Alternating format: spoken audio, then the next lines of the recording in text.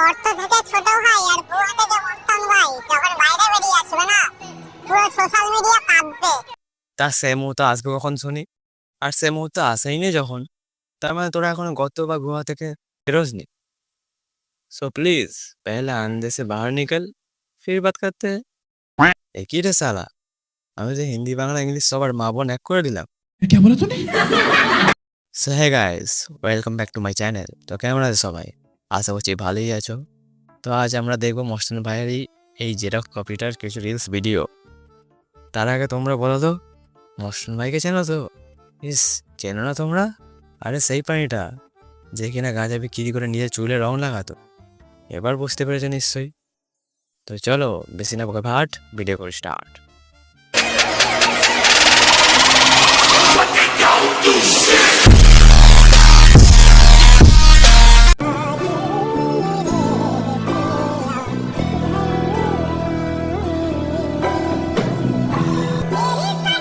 হ্যাঁ, এটা কি চলছে রে ভাই?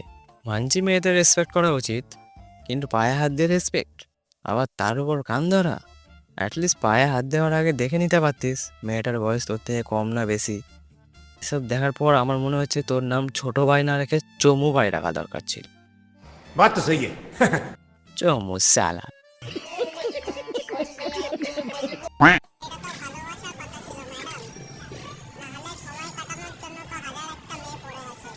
কোথায় কোথায় কোথায় পড়ে আছে রে ভাই? তুই শুধু অ্যাড্রেসটা দে যে কোন জায়গায় পড়ে আছে সুন্দরী মেয়েরা।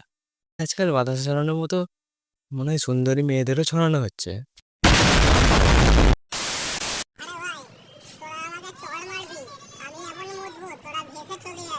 তাহলে তুই ভাব তোর কতটুকু ক্ষমতা।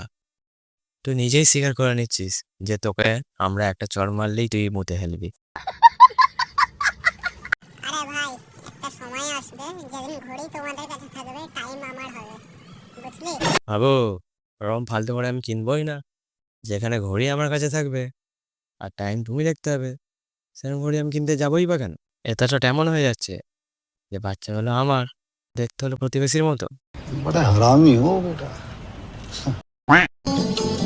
जाने क्यों मैं सोचता हूँ हर समय एक रास्ता हूँ, तुमने मुझे कहीं खो दिया है, मैं कहीं खुद लापता हूँ। এখানে জাস্ট আমি একটাই কথা বলবো, তোদের দুজনের মায়ের চরণে প্রণাম। তোমরা কি জানো বলিউডের নেক্সট এসআরকে কে হতে চলেছে? না জেনে থাকলে তোমরা এটা দেখো। ধর শালা, আমার বিগ লাইটারটা আবার আজকে সকালে নিয়ে চলে গেল। ফোন করি মালটাকে। মামু তোর ফোনে না কে ফোন করেছে?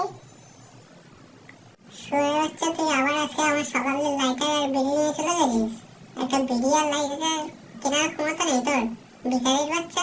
আমি শুয়ে বলছি, আমার বাচ্চা এখন বাথরুমে যাচ্ছে।